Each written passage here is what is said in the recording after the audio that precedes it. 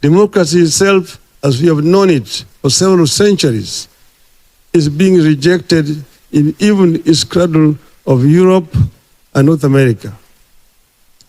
In Africa, a political democracy is an import from the West. Regimes are clawing back hard-won gains. In this charged atmosphere, the youth bulge threatens to overrun governments. The question we are forced to grapple with is, can Africa defy these cross currents and cultivate its own resilient democratic project, one that is universal but uniquely African? In a world where ballot boxes were praised louder than bread, where debt came dressed as dignity and flags flew over hungry homes, one voice just broke the silence. They called Kenya the West's beacon of democracy. But now even her founding fathers are asking, was it ever real? From the polished halls of Nairobi to the red dust of Ouagadougou, something is shifting. Not a whisper, a reckoning. Because when Raila Odinga, the elder statesman of East Africa, stood before the continent and called democracy a scam, the air itself trembled. And far across the Sahel, a quiet man in dusty sandals didn't answer. He just picked up a shovel, and the world began to listen. July 2025. The microphones were on. The room held its breath. Raila Odinga, former Prime Minister, voice of Kenya's democratic struggle, looked into the cameras and said, "What no one dared, democracy as we knew it, was designed to keep Africa obedient." The shockwave rippled across the continent. Not from rebellion, but from recognition. Because 2,000 miles away in Burkina Faso, people had already stopped waiting for ballots. They were planting food, rebuilding schools, forging peace without permission. One man had shown the way. He didn't declare war, he declared self-respect. And now Africa is listening, not to slogans, but to action. They gave us ballots, but stole our minerals. They handed us flags, but took the soil beneath our feet. They built parliaments for us, but never taught us how to plant our own rice. And we called it freedom. For over 3 decades, Kenya was celebrated as the jewel of African democracy. Newspapers in London printed glowing headlines. Conferences in Geneva used it as a case study. Leaders from across Africa were told, "Be like Kenya, follow the model." But in the dusty lanes of Kibera, democracy was not a song. It was a whisper between neighbors, a tax without a service, a vote without a voice. By 2025, Kenya had borrowed over $9 billion from the IMF and international lenders. The contracts were signed with pens imported from Brussels. The cost was paid in silence. Fuel prices soared. Bread doubled in cost. Electricity flickered like a tired candle in the wind. And teachers hadn't seen a full salary in months. Hospitals without gloves. Classrooms without chalk.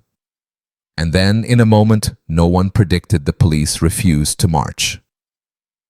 On a morning that began like any other, dozens of uniformed officers gathered quietly in Uhuru Park. They did not chant. They did not shout. They laid down their weapons, folded their berets, and stood silently with the people. One sergeant, eyes sunken with fatigue, looked into the camera and said, "We did not betray the nation. We are simply done being used." That single sentence unraveled decades of pretense. Because when the guardians of law refuse to guard the lie, the mask slips. Inside State House, the president's tone hardened. He condemned the act, blamed foreign interference, warned of chaos. But it was not chaos, it was a reckoning. Across the continent, television anchors stumbled over their scripts. Kenyan police in open protest, crack in the democratic stronghold, and in small homes across Burkina Faso, no one was shocked, because they had already stopped waiting. In Kaya, a child practiced his letters on a wall of red earth. No classroom, no blackboard, just determination. In Tankogo, old seamstresses turned a shuttered school into a sewing center for girls. They had no funds, no approval, and no intention of asking for either. In Bobo Dioulasso, builders repaired a collapsed clinic with bricks they mixed by hand. No payroll, no speeches, just purpose. This was not revolution, it was restoration. No hashtags, no microphones, just quiet work repeated every day. And when asked why, they answered with a single name, Traore. He did not appear on billboards. He did not give televised addresses. He simply showed up, sometimes barefoot, always listening. He asked what needed to be done, and then he helped do it. While Kenya was caught in the storm of protest, Burkina Faso was caught in a movement of trust. It wasn't dramatic, it wasn't perfect, but it was real. On TikTok, young Africans began posting side-by-side videos. In one clip, Kenyan streets on fire, tear gas curling through the air. In the next, Burkinabe youth digging irrigation trenches. In Nairobi, journalists asked, "Where is the government?" In Ouagadougou, they asked, "Where is the next shovel?" It wasn't just a difference in leadership, it was a difference in belief. And then the speech came. In a packed hall in Nairobi, Raila Odinga, the veteran, the builder of Kenya's democratic dream, walked slowly to the podium. He adjusted the microphone. He waited for silence. Then he said democracy as we knew it was not built for Africa. It was built to manage us. The hall gasped, not in anger but in recognition. He continued, "When a system teaches you how to vote but not how to grow food, when it allows you to speak but not to be heard, when it imports ideas but not irrigation, then what is it worth?" His words traveled faster than any speech he had given before. In Lagos University, students held a vigil. In Addis Ababa, a grandmother called a family meeting. In Accra school, children asked their teachers, "Is our democracy borrowed?" Back in Burkina Faso, there was no applause, because there was no need. Traoré was not watching the news. He was standing in the heat, watching children plant cassava. No cameras, no press, just the smell of soil and the hope of harvest. That was his answer. At the end of Odinga's speech, he paused, then whispered one word: Palava, the African way. Not ballots, but benches beneath trees. Not courts, but communities. Not confrontation, but conversation. Palava, the place where elders speak and youth listen, where healing begins, not with policy, but with presence. That word, soft as rain, echoed far beyond Kenya. And in every country where someone had once asked, "Is this model really ours?" the answer began to take shape. Not in rebellion, but in rebuilding. Not with foreign grants, but with calloused hands, and not from above, but from within. In Kenya, the streets still burned, but now people weren't just angry, they were awake. In Burkina Faso, people still lacked money, but they no longer lacked meaning. And across the continent, a single truth emerged from the dust. When power fails, people begin. And when they begin without permission, without fear, they no longer ask, "Where is our democracy?" They ask, "Where is our dignity?" And that changes everything. While the world watched Kenya unravel, something quieter was taking shape to the west. In Burkina Faso, there were no press briefings, no angry crowds, no military crackdowns. There were shovels, hammers, blackboards leaned against mango trees, and silence, rich, purposeful silence. No one waited for the government to announce a 5-year plan. No one asked when the aid would arrive, because something deeper had already arrived: belief. In the town of Fada, a group of mechanics took apart abandoned farming machines, cleaned the rust, and brought them back to life. They called it simply fixing what we have. In Zinyare, local teachers opened night classes in courtyards. They used recycled notebooks. They taught by lamplight. They said, "If we cannot afford education, we will still deliver it."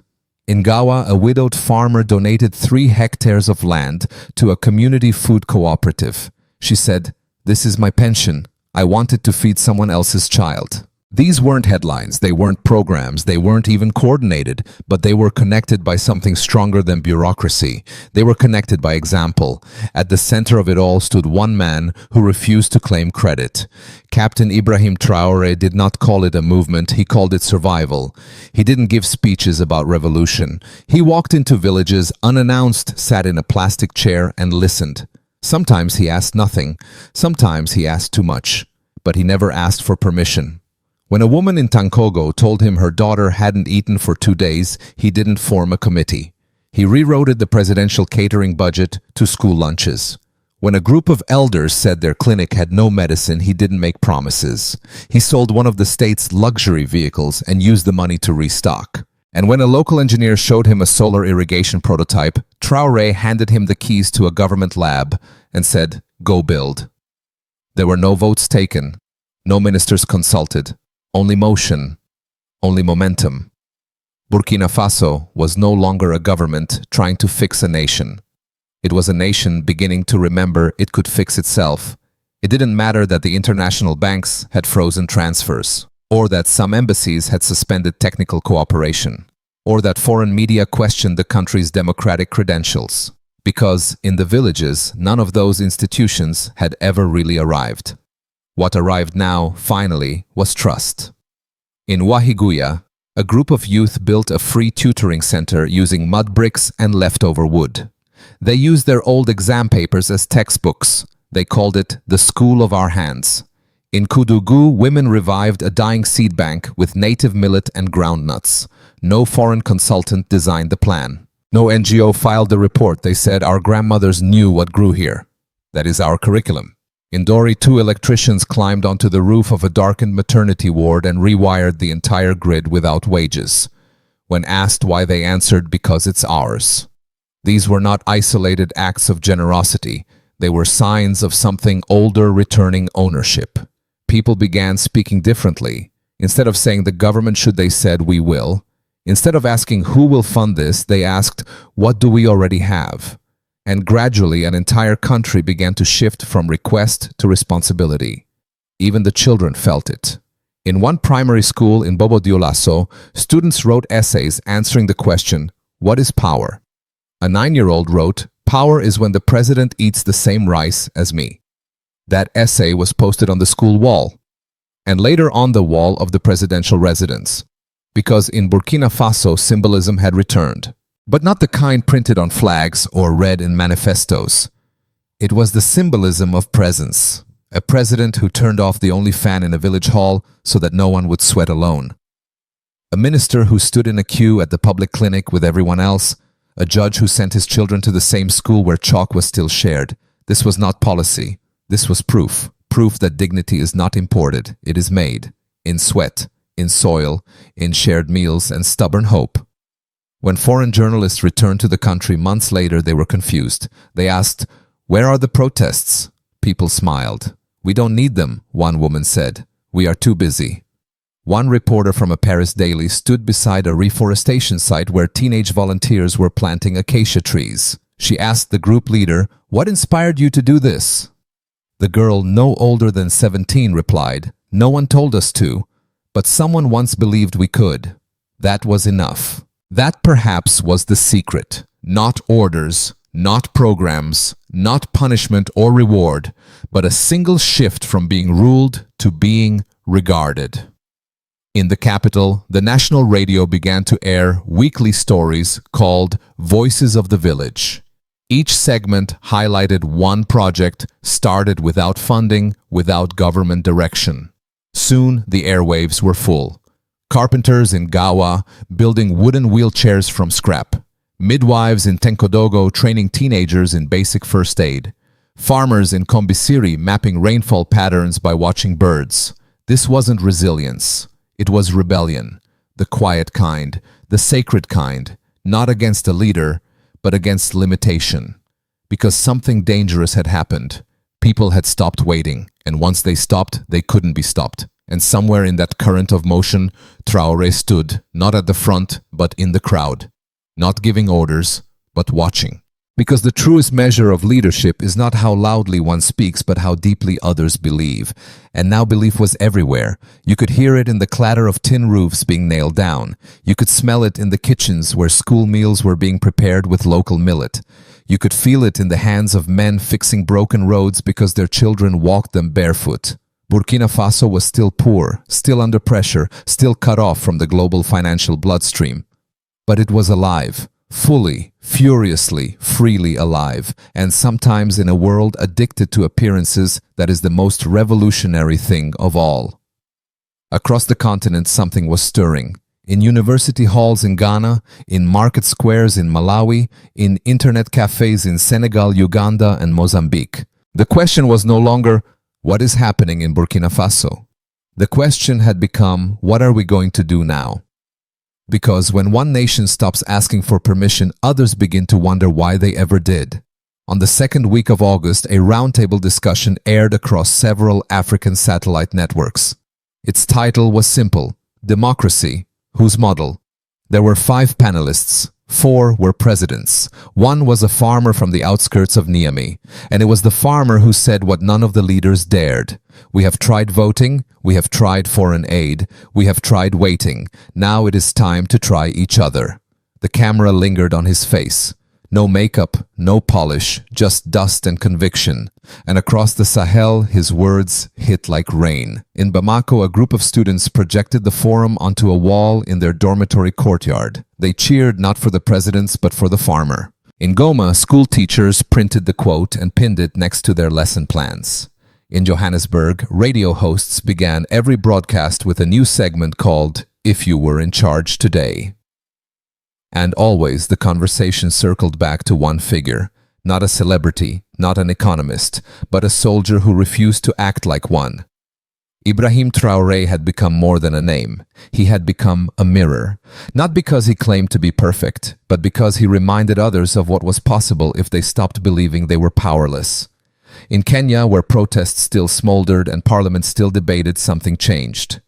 A week after Raila Odinga's speech shook the capital, something rare occurred. Several Gen Z organizers marched not to protest but to plant. They chose a patch of land near a shuttered clinic, brought buckets, dug compost pits, and posted a sign that read, "We don't just resist, we rebuild." It went viral in hours. In Uganda, activists reposted it with the caption, "Burkina style."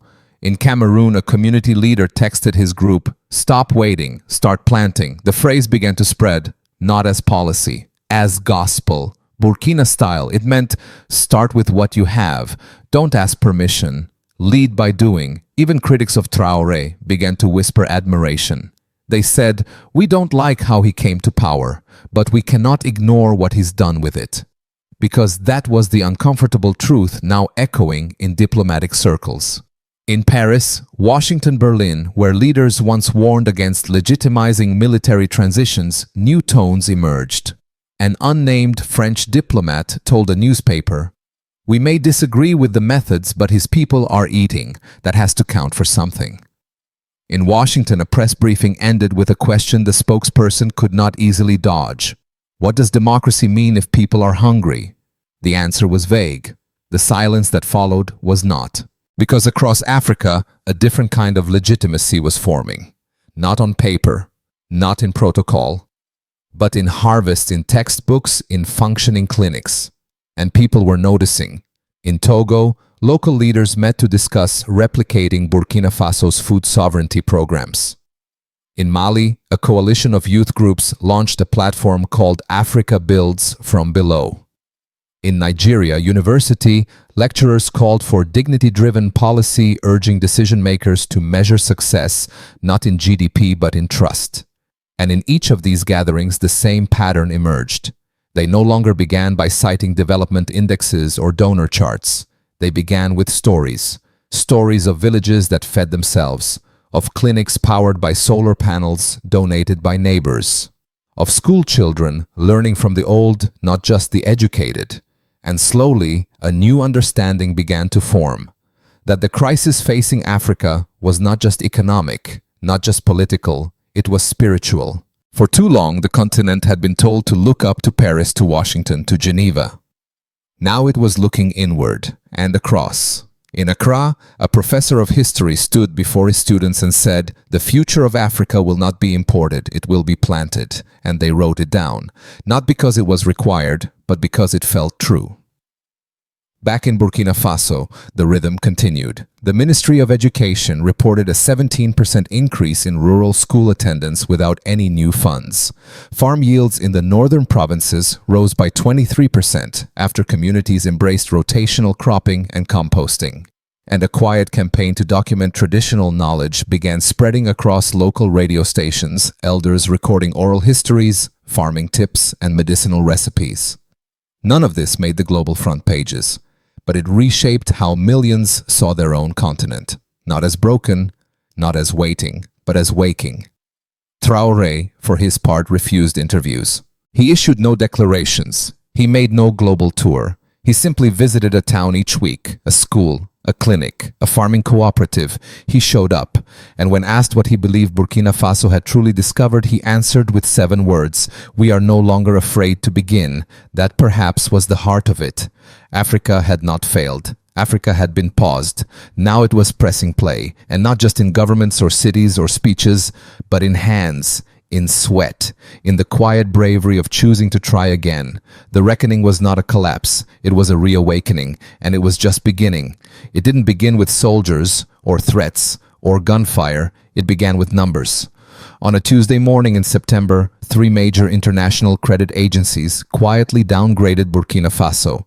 No press release, no warning, just a spreadsheet, a score, a signal. Within 48 hours, wire transfers to public institutions were halted. 2 education grants vanished. A critical vaccine shipment was delayed due to logistical adjustments. There were no missiles, no sanctions, just silence and scarcity. The global message was simple. Burkina Faso had strayed too far from the script. Traoré had turned down IMF loans. He had refused austerity. He had nationalized farmland. He had questioned the rules. And now the rules were answering back. Western media began to shift their tone. Burkina Faso at risk of economic collapse, one headline read, "Unstable governance threatens regional security," warned another. Papers that once ignored the country were now full of opinion pieces, most written by men who had never set foot in Kaya or Bobo Dioulasso.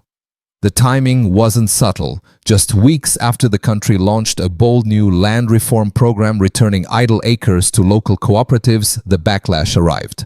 But the most brutal strike came from a place no one expected: universities. The University of Ouagadougou, long reliant on external grants, received notice. Its funding was terminated. The cited reason: curriculum no longer aligns with global academic standards. The administration protested. Nothing had changed in their syllabus. No one had visited. No review had been done. But the money was gone, and with it the lights. Lecture halls sat empty, lab doors locked, salaries froze. Elsewhere, professors were advised quietly not to associate with government-sponsored initiatives. Exchange programs were suspended. Online learning platforms were blocked.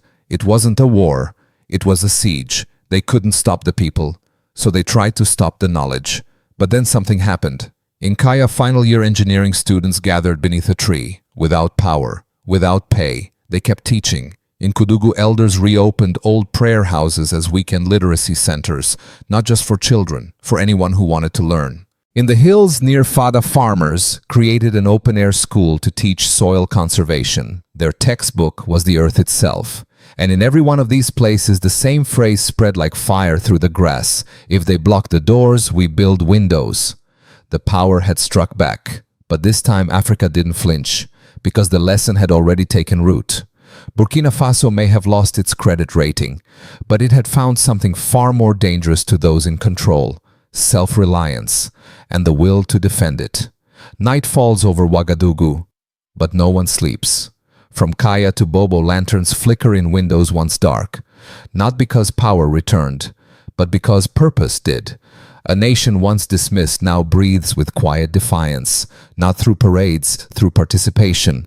They tried to block the banks, so the people opened libraries. They tried to shut the schools, so the farmers taught fractions in the fields. They tried to silence the movement. But it had already become a memory shared, spoken, seeded. And in the heart of this memory stands one figure, not towering, not shouting, but present: Ibrahim Traoré. He never asked to be a hero, he simply refused to be absent. When asked what Burkina Faso had truly won, he answered, "We are no longer waiting to be led. We have started walking." And maybe that is the greatest revolution of all. Not a policy, not a regime, but a new constitution written not on paper, but in the soil, the sweat, and the soul of a people who finally chose to believe in themselves.